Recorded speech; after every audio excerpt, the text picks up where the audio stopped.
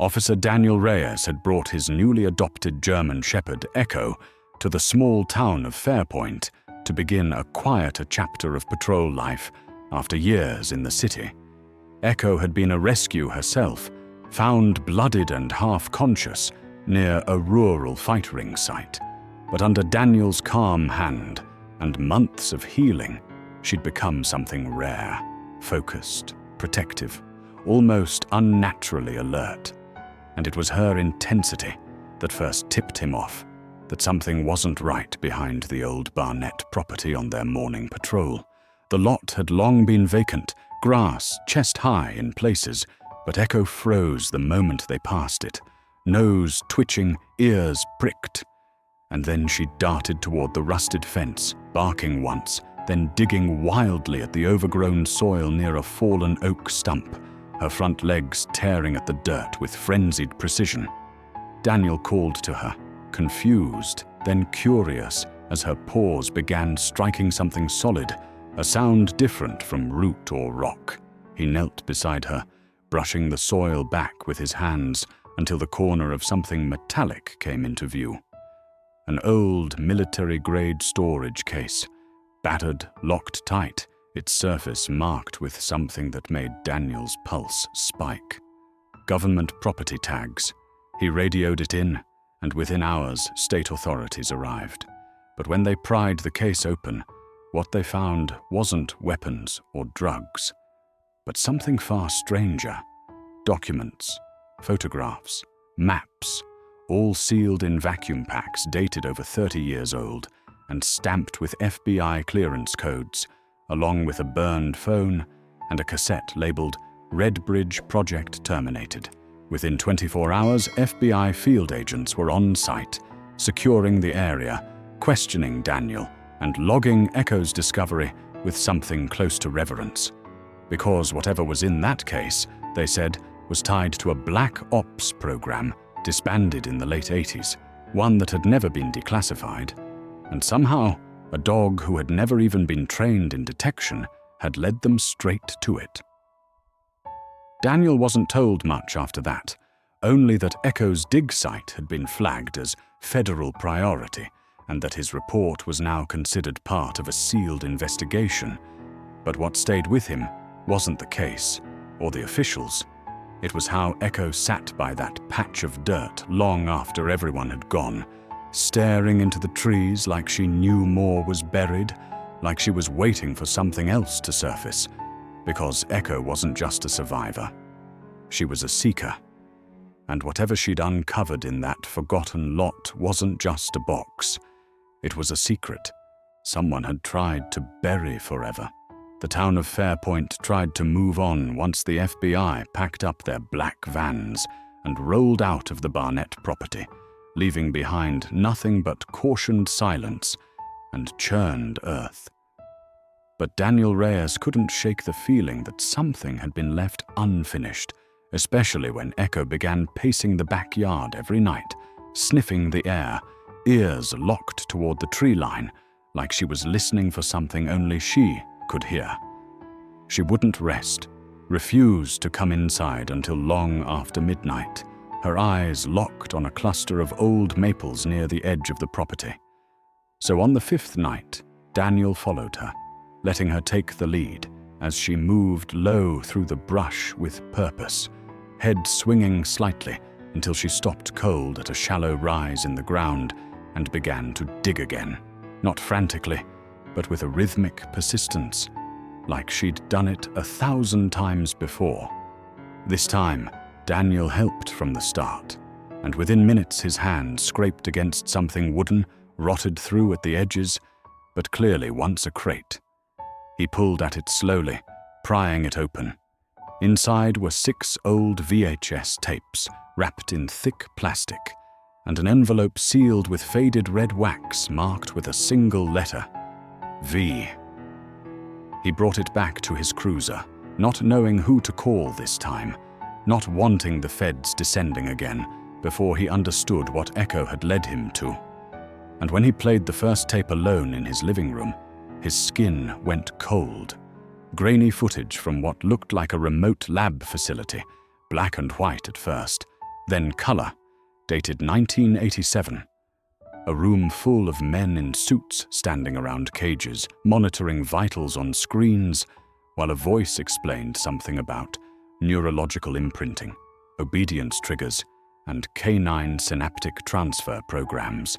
The tape ended mid-sentence with a glitch that left the screen black for 10 seconds before cutting to static. Daniel stared at the frozen image of one dog, collar number 7, looking directly at the camera with something eerily close to human awareness. He looked down at Echo, who sat silently beside him, watching the screen, ears forward, head tilted just slightly. And for the first time since they'd met, Daniel felt a chill move through him. Not fear, but awe, like he was standing on the edge of something too large to name. He knew then Echo hadn't just survived something brutal. She had escaped something classified. Daniel couldn't sleep after watching the tapes. His mind kept looping the image of the dog on screen, collar number 7, staring into the camera like it recognized something behind the lens. And every time he looked at Echo now, he couldn't unsee the resemblance. Not just in appearance, but in the way she watched him, read his movements, anticipated things before he spoke. As if somewhere deep inside her memory, there were things she couldn't forget either. He needed answers, so he began investigating the symbol stamped on the envelope. The letter V, stylized like a mirrored triangle. And after hours of searching through obscure forums and declassified military archives, he found a name. Project FELOS, ELOS, a Cold War-era experimental program designed to explore neurosymbiotic conditioning in animals for high-level reconnaissance, abandoned in 1989 after reports of unexplained behavior and ethical violations buried by the Department of Defense. Only 7 animals were confirmed participants, all German shepherds, all tagged with numbered collars, and all reportedly euthanized after the project shut down. Except collar 7 was never confirmed, only listed as location unknown. Daniel's pulse thudded in his ears. Was Echo collar 7? How had she survived? And more importantly, how had she ended up in the hands of a dog-fighting ring decades later? The timeline didn't make sense, unless she hadn't aged like a normal dog, unless something had been done to her that delayed it, or preserved her in a way science never fully disclosed. Before he could process further, his phone buzzed. Dispatch reporting a break-in at an old Cold War storage facility outside town, one not in use since the late 90s. Alarm triggered, but nothing stolen. Just one thing left behind, an old black collar, marked with the number 3. Daniel was already grabbing his coat, Echo at his side, tail stiff, eyes sharp as if she already knew. And when they arrived at the site, the guards let them through without hesitation, the collar now bagged and tagged. But Echo didn't look at the evidence. She was pacing the wall at the far end of the warehouse, ears pinned forward, body taut, and then she barked once, short and guttural, and sat in front of a metal panel bolted into the floor. Daniel walked over, knelt, and pressed his hand against it, and felt the faintest warmth. Something was below it. Something Echo had been trained, years ago, to find. Daniel pried at the metal panel with a rusted crowbar left behind by maintenance, each second stretching like wire, his knuckles white as the bolts groaned and finally gave with a sharp metallic snap, revealing a hidden shaft, wider than a crawl space and lined with reinforced concrete. The air that rose from it was stale, sterile, like something had been sealed down there for decades. And as he lowered his flashlight into the opening, Echo pressed forward, head lowered, growling not in fear but recognition, like her body remembered what her mind couldn't. Daniel slid into the shaft first, his voice low and calm. "Stay with me, girl." And Echo followed without hesitation, her claws clicking against steel as they descended together into a chamber, maybe 15 feet below, lit faintly by emergency bulbs that still hummed faintly with power. At the center was a steel locker, marked with the VELOS insignia, and a faded government tag labeled "Final Run, Property Decommissioned." Daniel opened it slowly, his breath held, and inside were files, recorded logs, medical scans. But what made his heart stop was a photograph, aged and cracked, showing 7 German shepherds standing side by side in a sterile white room, 5 men in lab coats behind them. And there at the end, wearing collar 7, was a dog with the same golden eyes as Echo, leaner, younger, but unmistakably her. And beside it, another shepherd, wider set, collar 3, ears notched the same way as the one found at the break-in. Daniel flipped the photo over, a scribbled note. Only 7 responded. Memory retention indefinite. Terminate if separation occurs. His throat tightened. Someone had tried to wipe them out after the program ended. Someone had failed. And now, someone else was looking for them. Suddenly from above, footsteps echoed across the warehouse. Multiple boots, fast and coordinated. Echo's ears snapped up.